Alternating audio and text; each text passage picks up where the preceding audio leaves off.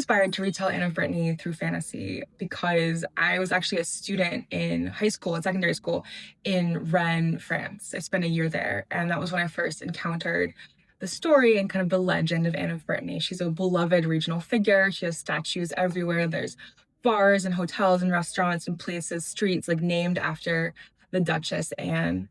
And when you read about her life, it's hard not to come away impressed by this woman. She was so vibrant. She made the best of a difficult situation. She always fought for the independence and the sovereignty of her territory, the Duchy of Brittany. And it's hard not to love kind of the romance of her life. She was crowned really young. Her father died after a big battle where the French had invaded Brittany. She was sort of coerced after much defiance into marriage with King Charles VII of France. And she spent her entire life as Queen of France sort of fighting for the sovereignty of Brittany. So it's hard to read about her and not be admiring and not really be enchanted by this woman. And of course, you ask yourself, what if her life had been different? What if she'd had more choices? And as a fantasy writer, you ask yourself, okay, what if the choices involved the fantastical? Especially since there's a set of unicorn tapestries in Paris, the Musée Cluny, with a lady and a unicorn. There's also a series of unicorn tapestries in New York at the Met with the unicorn being hunted. And I've always loved unicorns as sort of a fantasy creature, as a symbol. And you have to ask yourself, okay, in this medieval, late Renaissance setting, what if there were unicorns? And how would that change or have changed in a fantasy retelling this woman's story? The opening scenario of the novel is based on history. So Anne of Brittany was a young sovereign of Brittany, and France was pushing her to marry the King of France and allow her duchy to be annexed. So the King of France becomes Duke of Brittany and assumes control over her territories. And pushing back as historical, cooks up a scheme to engage herself to the heir of the Holy Roman Empire, Maximilian of Austria, who was kind of the chief rival of the King of France. The idea is that Maximilian of Austria, his own territories aren't contiguous to Brittany, he can't annex it, but he would be able to defend the duchy against French incursion. So this situation where Anne is being pressed to marry the French and is trying to marry heir to the Roman Empire is historical. She had a sister in history. She's a sister in the novel. Her court is set up like it was in history. A lot of the little details of dress and food and like setting are very historical. The big changes I made at the beginning of the book is I aged her up.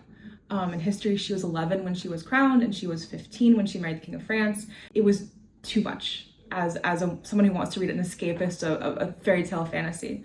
If you write a story about an 11-year-old sovereign, that becomes the whole story. And so I aged her up and included a kind of courtly magic called divination, where court diviners are a real position in a court, and they are able to do certain things with their powers that sort of change the way the court functions. And in this world, unicorns are rare but real.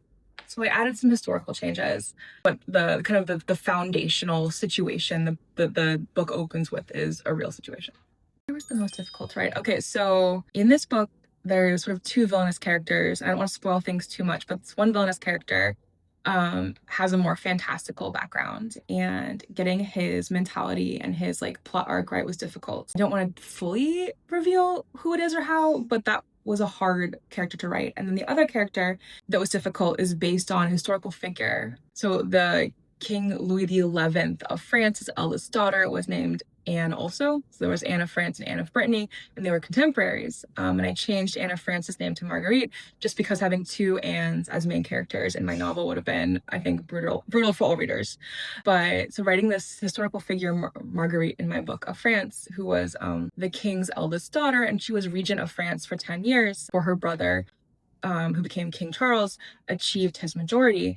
A brilliant kind of scheming, like, powerful figure, and writing her was difficult as well. So those two characters probably. The thing about the book that makes me most proud, that it got finished on time, and that is only due to the tireless and wonderful efforts of my teams on both sides of the Atlantic. But other than that, I think I wanted to have this feeling of a tapestry come to life.